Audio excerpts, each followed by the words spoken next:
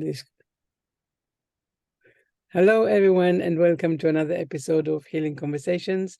My name is Einav Avni. I'm an energy healer and an empowerment coach, and I mainly work with people suffering from chronic pain, chronic illnesses, and unexplained medical conditions.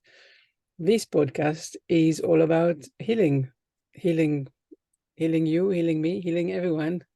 And really, I hope that you take a moment to listen, open your heart, and find the gift that this podcast has for you. Maybe it will bring you some hope. Maybe it will inspire you to, inquire or find something that you haven't before. But without further ado, let me introduce you to today's guest, Fiona. Hello, Fiona Gazzard. So lovely to have you here with us today. How are you today? Hello, I've I'm good. Yeah. Things are good. Life is good. It's a lot better than it was. Let me think. Yeah, no, this time last year things were pretty bad, but now they're pretty good. So yeah, and On the that's app. We like it. On the app is good. absolutely things are always improving. Things are always happening for us after all. So yeah, Yeah. it's good. So tell us a little bit about you. Where can we catch you right now? Well, I'm all over Facebook like a bit of a rash. I've just started a YouTube channel recently, so I'm putting more content up there. But I, as you can see from my tagline here, I'm a professional witch, and I kind of people ask me why I use that, and it's a bit of a story. I've always been really a witch. I think a witch is a healer. A witch has become a bit of a swear word, a bit of a negative term. In certain circles, it's a badge of honor, but it depends on who you're talking to. But I'd like to see it used much more in a positive sense, which is why I've kind of just gone out there and used it rather than hiding it. I think as women, we've learned through the witch wound to really hide that side of ourselves, our intuitive sides and our healing sides, our magical sides. I think every woman has magic in her. It's just so many of us have learned to hide it and suppress that side. But the work I do is really about helping people find the core of why they're here on this earth and to express that in their fullest, most glorious way. I think we're all special. We've all got so much to offer, and yet we hide in these really mundane. Am I allowed to swear on here? Just checking. Can I use the S word? Shit jobs. I think from the expression that shit is going to be okay. People hide in shit jobs. I hid in a shit job for many, many years, and it was like a square peg in a round hole. I always felt useless because my gifts were not in mundane work. My gifts lie elsewhere. And since I've really tapped into what is my life mission as I see it.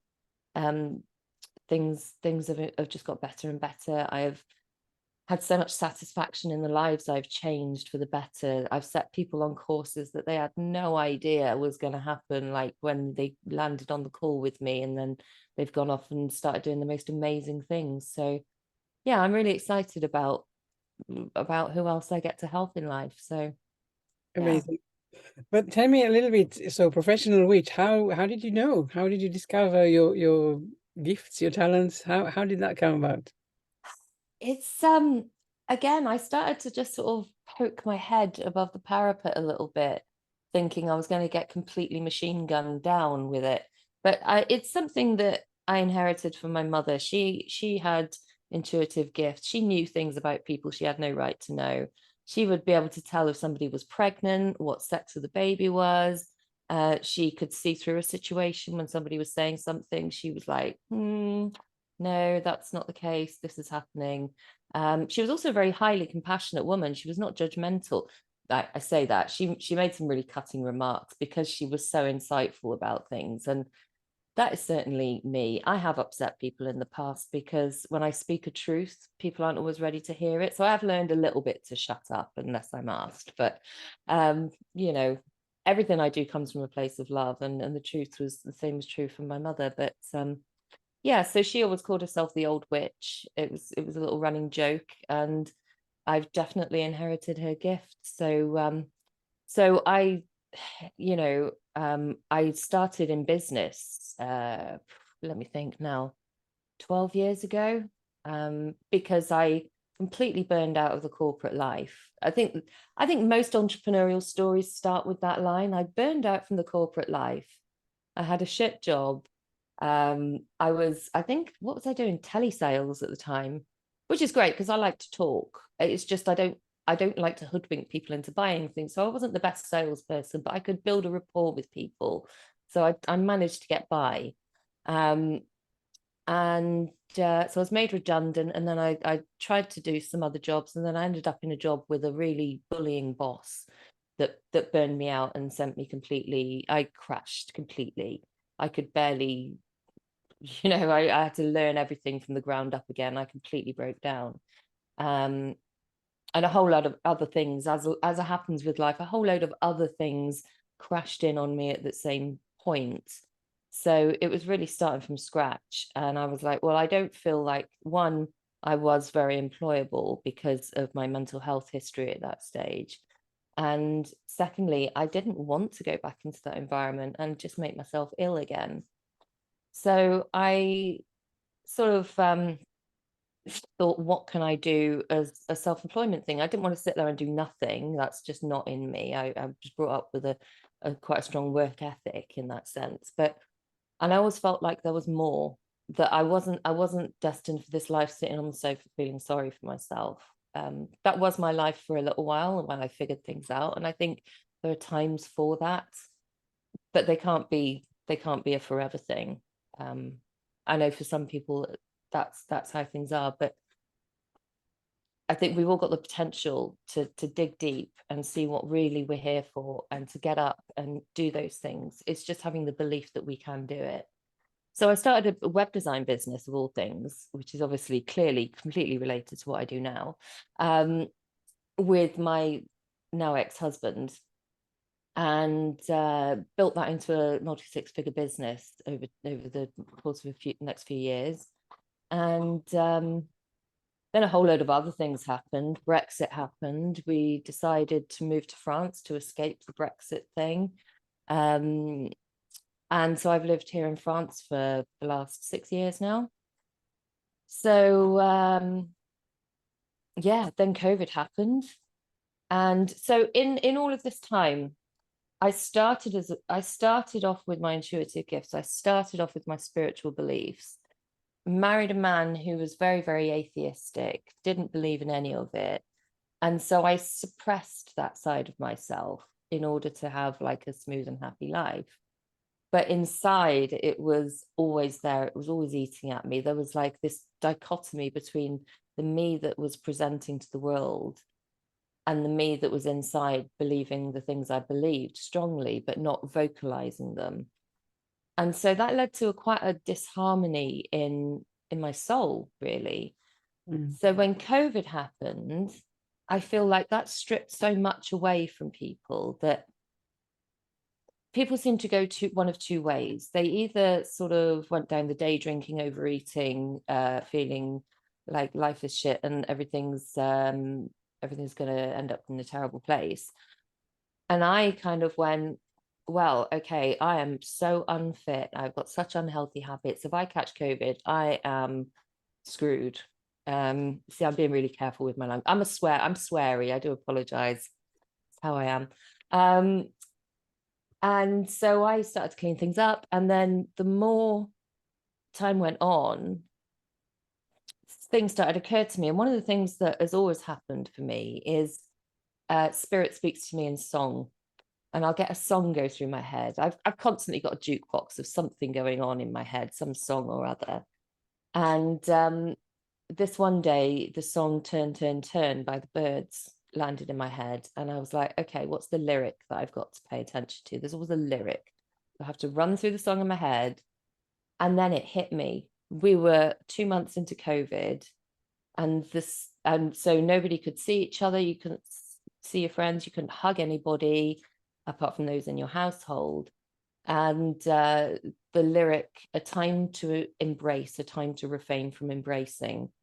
And that hit me in the solar plexus like an arrow, and I just burst into tears. And I'm like, okay, I need to find this. And I knew it was in the Bible. I knew it was from a Bible verse.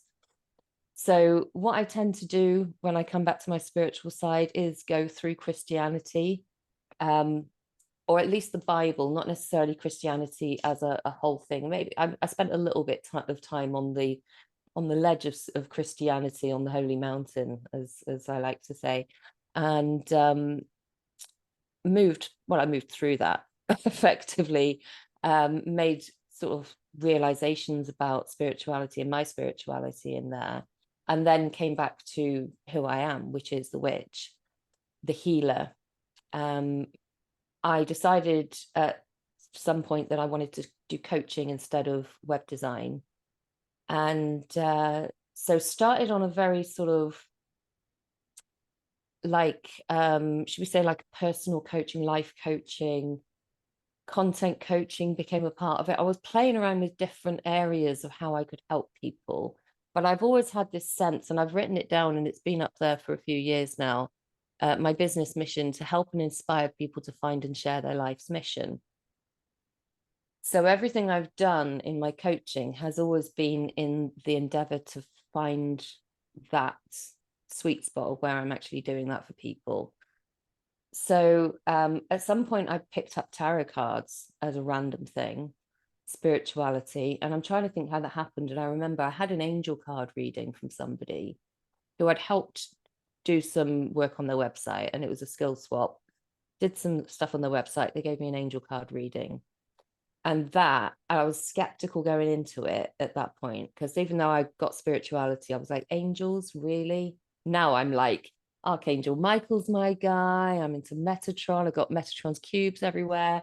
But at that time, I was quite skeptical. But that really changed my life, that one reading. And in that reading, it said, you will get to know your spirit team very soon, at some point in the next year. Less than a year later, I came across a wonderful woman, Geraldine Crane. Highly recommend you go and check her out.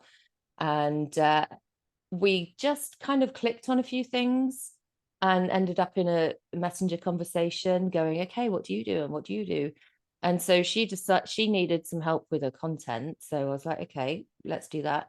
And what does she do? She connects people with their spirit guides. So I was like, really? Do you now? So that again was another skill swap that happened that set me off on this path. And as part of my work with her, I got the Radley Valentine Angel Tarot deck, which I still use occasionally now, but I've moved on to other pure tarot decks. And yeah, and the more I read the tarot, the more I saw the power in it, and it's never failed me, and it's just getting stronger and stronger. And now this is kind of what I do as part of my, it's kind of like, I guess you could call it business coaching, what I do now, because I feel like the entrepreneurial path is the path of liberation for so many people who feel like I did, the square peg in the round hole, who feel like they're useless because the corporate world burns them out, and they're basing their value of themselves on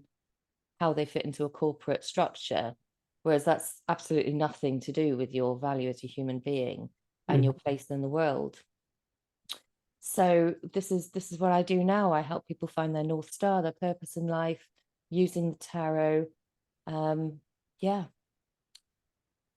in a nutshell, because there's a much longer story. I think everyone's got like so many stories to tell in the whole thing, but that's a pretty brief rundown of how I got here. But I think it's really interesting for me because, you know, when I work with my clients, I strongly believe that, you know, when we have especially the chronic pain or chronic illnesses and all of that, is really because we are not aligned to our purpose. We're not aligned to the life that we're really meant to live. Yeah. To live, not to live. But that's just my accent. But well, you're not aligned to the purpose, the life you're supposed to leave as well. That's actually quite a Freudian slip, because I ended up leaving the atheistic husband to find my path here. So right. yeah. And that's exactly that. So everything that you're describing so far about, and it doesn't have to be the job. but it can also be, you know, the spouse, or it can be, you know, any relationship or anything that we do knowing that this is not the right thing for us. Yeah. And sometimes we don't even know it as an actual knowing, but it's just kind of like, I'm just so unhappy in my life and I don't know what to do. And sometimes people really don't know what to do. But really, when they come to this sense of life is so hard and so challenging, and they feel so stuck, that's really when, you know, that is where the invitation to start exploring comes in. So I really love what you're saying about helping people find their purpose, or maybe also just really helping them recognize where they're living out of harmony.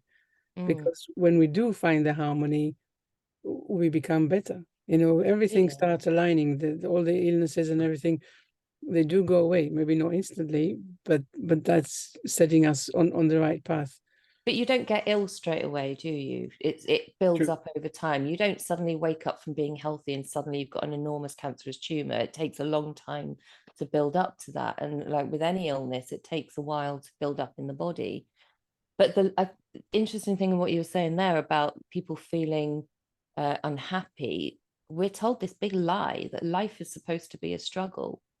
You know, now life, is supposed to be challenging, because challenges are what we learn from, but it's not supposed to be a struggle. It's not supposed to make us unhappy. And that's where the lie is, that people, but this is what you have to do. You have to have the family, the house, the mortgage, the everything, all the trappings of wealth. And you don't need any of those things to be happy and be on your life purpose. I so agree with you. And it really is really hard to sometimes say this to people, because this is what they've been brought up with.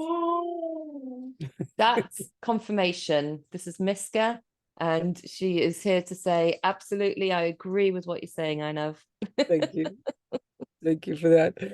But yes, so I really believe that we get that from our family, parents, surroundings. There is that expectations, and all of a sudden when someone says, well, actually, I've got the job that I was meant to get, you know, and actually I don't like it, people don't often allow themselves to continue with that sentence and think, actually, maybe I'm not meant to be doing that. And sometimes, even if they have that thought that actually they shouldn't be doing whatever it is that they're doing, it's that fear of, can I make it happen? You know, what about, you know, do I have to say goodbye to my salary? And what about the bills? So they're getting really caught up with the reality of, you know, what will the change be like? Yeah. And this is the thing, people say, oh, I would love to do my thing that I've always wanted to do, but I've got to pay my mortgage. And there's always a but. I've got to do this. I've got to keep on this treadmill of slavery, in the hope that all the things that I've been promised by this, I mean, American dream, but it goes across the whole of the modern world these days. It's, you know, nobody thanks you for working yourself into an early grave. It's just it's just a big ass lie that we're supposed to do all these things, that this is the path to happiness. It's really not. I mean, there are some, don't get me wrong, there are some people that are for that lifestyle, and that's great. And if they weren't, then we wouldn't have electricity and computers, would we? So thank you very much, universe, for these people. But those of us who aren't for that lifestyle, we also still have a place. And I think it's important to remember that. And I want to say to anybody who's sitting there, as I was several years ago, sitting on the sofa, you know, smoking and drinking and feeling really crappy about life, that you do have a place in this world. You just haven't found it yet. And it's there for you. It's just waiting for you to discover and have the courage to go for it. I love that message. And I really do hope that people really listen to this. And I want to know, so say someone comes to you, and how does that then start? Do you start with a reading, or do you start, where does it start? Instead of me putting words into your mouth, maybe I'll just let you answer the question. Well, it depends is the answer. There are, my apologies, I've got dogs clitter clatter fighting behind me right now. Guys, the back door is open. Off you go. Go on. Shh. My apologies to the viewers. It really depends. I do a lot of free readings on my Facebook page, but they're really just a party trick. It's like a 1-2 cards, maybe quick insight into what may be bugging them at the time, with maybe a little kind of guidance as to how to move forward from it. But I do readings from 15 minutes up to an hour, obviously various price ranges. I'm running a group a free challenge to start with, starting on Monday. But that's going to lead into a group container for people, for entrepreneurs who want to inject a little more of the magic into their business. It's called the Professional Witch Business School, but it's you don't have to identify the witch to do it. It's just that professional woman who has intuitive gifts or wants to tap more into their intuition and follow their North Star more. So I have people who have me on monthly retainers and have weekly sessions with me to start their week with a sense of direction and purpose, and that works very well. Miska agrees. So yeah, there are a number of ways to work with me. Like I say, I've just started my YouTube channel. I'm going to do more on that, maybe do a little membership on there for people. So yeah, and for some people it can just be coming along and watching one of my videos on YouTube or Facebook could be the catalyst they need to go in a direction, and some people just need more guidance than that. I actually just had a beautiful testimonial from somebody who I was working with earlier today, who said as a result of the sessions that she had with me, actually had her first $12,000 day. And I'm like, okay, maybe I need to charge more if she's making $12,000 as a result of the advice I give her. But yeah, it's just, I mean, yeah, we do it for the love and for the desire to raise the vibration of the planet, don't we? Absolutely. But I'm curious, so you have a conversation with someone, and a lot of people, especially, they really say very clearly that they don't feel that they found their purpose. They don't really know what is the meaning of life or their lives. They don't really know, they feel like really there is a lot of lack in what they do. And so what does that look like? They come to you and you obviously have a conversation that is based on whatever they say and your intuition. What does that look like then? I mean, you say something and you say, okay, now I see you as a train driver. Does that, I mean, what happens then? Does that need to resonate with them? Do they need to go and explore it? Do they need to, what happens? Yeah, I mean, it can be that I give one reading and they go, oh, right, absolutely, it makes sense now. I'm going to go off and do that. And sometimes they need more regular sessions to guide them through the forest that they've decided to walk through. 9 times out of 10, they know what it is that they should be doing with their lives. I don't like to use the word should. Shoulds, oughts, and musts are not great, but No. In the spiritual sense, when it's talking about following your North Star, it really is a should. It's like, this is the path to happiness, is doing the thing that you're meant to be doing in this world, what your soul was called here to do. So yeah, sometimes it can be like a quick reading just to sort of tweak their path. But I mean, obviously I use the tarot, which informs so much. And there's 78 cards in the tarot deck, and they all have a kind of keyword, I would guess. And I use that with my intuition. So the order the cards come out in and the energy, because like you in your work, I tap into the person's higher self to get the answers. And so from the energies that I sense from that, the tarot cards that come out, the order they come out in, and my intuition, and I'm clairsentient, so there's different sort of clairs, as it were. Clairaudience, you hear things. Clairvoyance, you see things. Clairsentient is just a knowing. So I'll just get these realizations of what's going on, and then when I say that, you can see the look of realization when people go, oh my God, yes.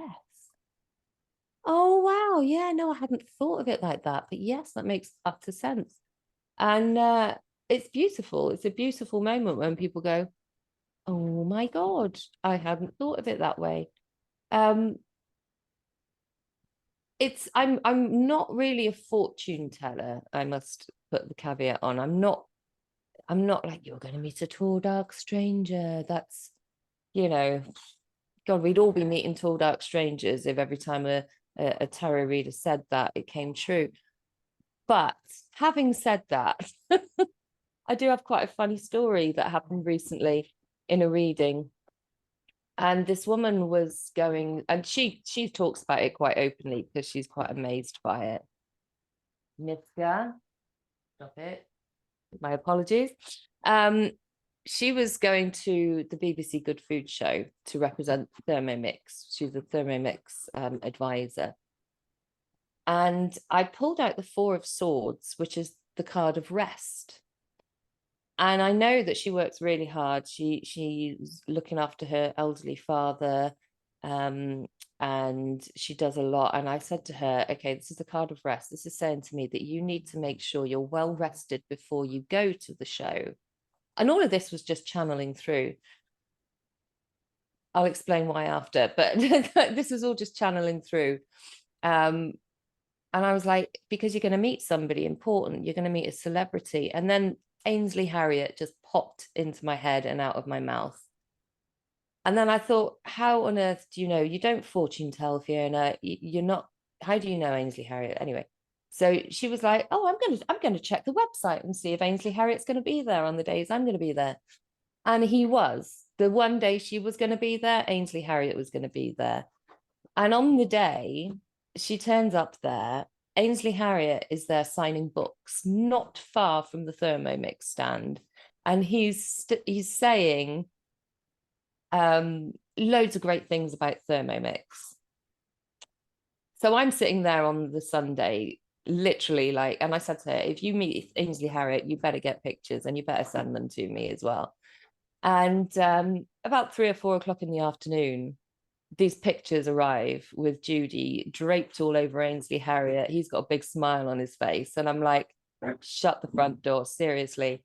Apparently, the Thermomix people were so grateful to him because they'd had such great sales as a result of Ainsley bigging them up all day, that they were like, Judy, go and say thank you to Ainsley Harriet. And she was like, well, the cards told me that this was going to happen. So over she strode, bold as brass. And yeah, there it was. I saw that one first. So whereas I'm not I'm not a fortune teller, I did predict that she did meet a tall, dark stranger. But yeah, that's not my usual MO. It's just a funny little one.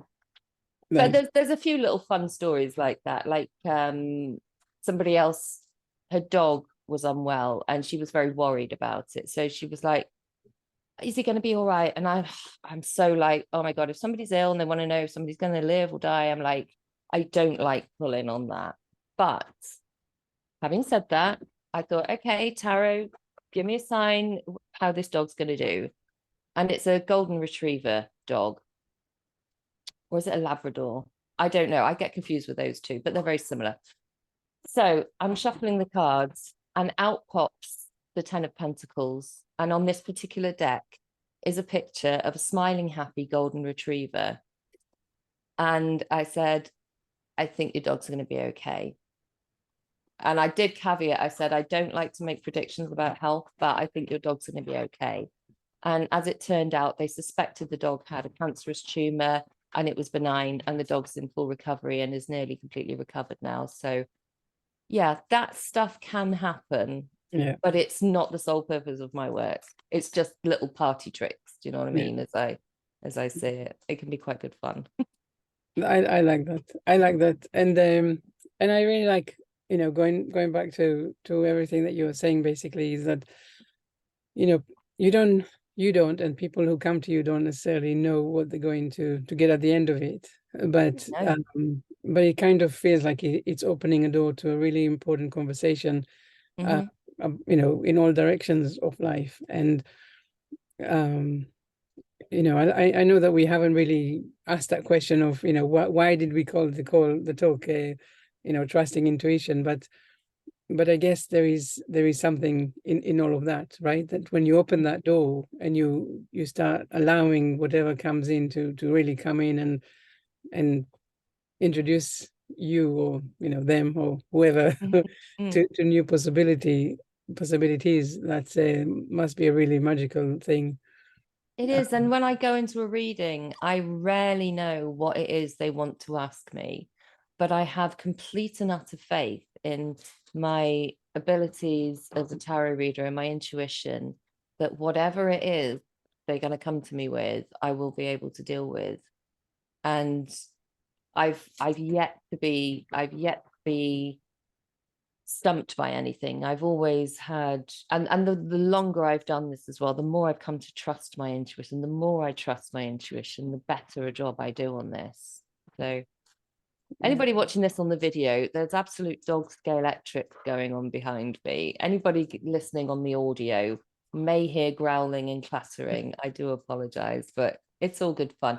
With me, when I do my Facebook lives, the dogs are as much a star of the show as I am. You come for the tarot, you stay for the dogs. They're my babies. And especially when Miska starts chiming in with stuff, it's all good fun. I get lots of positive comments about them, thankfully. Yeah, well, it is very entertaining, background. Usually, we have static Same, yeah. background, but here we are. Mine's a very dynamic background. Yes, yes. Fiona, it's been wonderful chatting with you and learning more about what you do. Any last message you want to leave our viewers or listeners with? I would just say to every single one of you that you're special. You are, unique.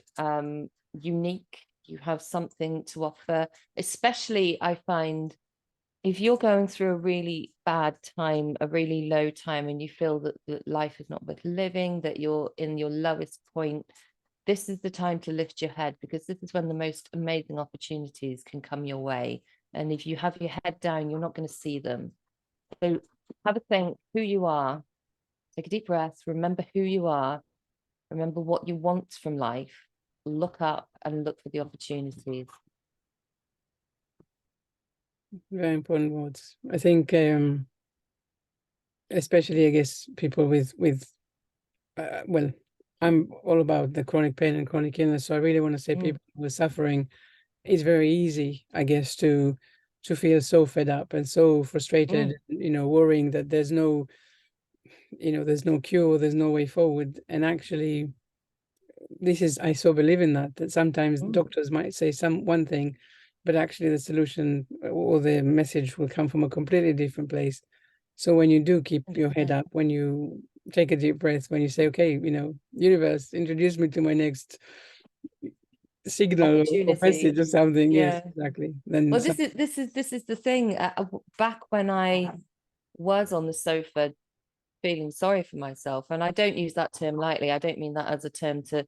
I was there myself, and that's sort of, and I was feeling very sorry for myself, yeah, but there were reasons for that, but I have a diagnosis of a chronic illness. It doesn't affect me anymore because I'm living my purpose. And like you say, when you do that, the illnesses that manifest in the body, they heal. And I don't suffer from any of those symptoms anymore. Hardly ever. I say hardly ever. Sometimes when there's stress, there are certain symptoms that will come out. yeah. But I know how to manage them. And I know that the way to manage them is to look inside at my soul and see what's actually going on. And when I do that, the body heals. That's really, everyone listening, please, underline. This is exactly what I try and help people with, because it's exactly that. When you're stressed, when stress comes in, all of the old symptoms might come back up, but actually it doesn't mean that they're there to stay. It just means that they're some sort of They're a a sign. message. Exactly. Yeah, they're a signpost. Same with emotions. they're signposts. There's no good or bad emotions. Like happiness is not necessarily a good emotion. You might be happy because you're high on drugs. That's not a good thing. You know, anger is not a bad emotion. Anger can tell you that, yeah, you're being taken advantage of and you need to do something about it. It's not a bad thing. It can be a really good thing. It's processing those emotions in the appropriate way that's the important thing. And this is where our intuition comes into play. And don't be told that you're wrong, because if your emotion is giving you a message, you need to listen to it and act on it. To trust your intuition. Mic drop. Yes, I just have to add to that. We could do this forever, but yeah, we totally could, really, but because I know, you know, in my work, a lot of the times I talk to people about the negative self-talk and all of this, the fear conversations that they have, and sometimes people say, I thought my negative voice was the voice of my intuition, and they thought that this negative voice saying, you know, don't do this, don't do that, was the intuition. And it is such an interesting, you know, I was really surprised the first time I heard that, and then I thought, of course, it makes so much sense. You know, they think that the intuition is protecting them.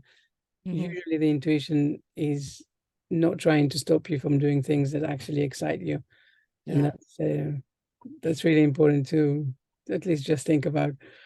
Absolutely. I mean, I have a litmus test on that. Sorry, I know we can keep, because we do have long conversations, you and I, and they're always amazing conversations. And maybe I need to interview you on my YouTube channel, and we can have a similar follow on, so we can keep talking about, because it's a really important message. I think both of us have.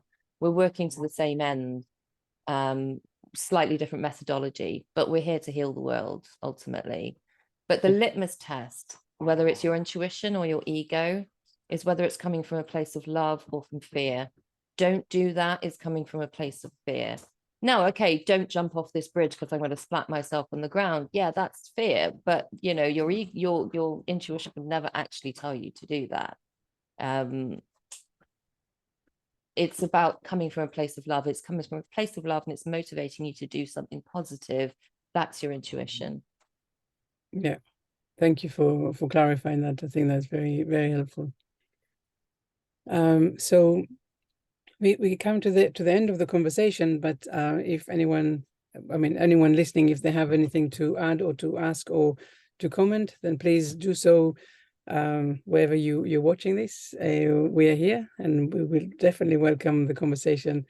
Fiona, thank you so much for being here with me today. I loved every moment of the conversation. Thank you. Thank you for having me, Einav. It's been an absolute pleasure. Thank you.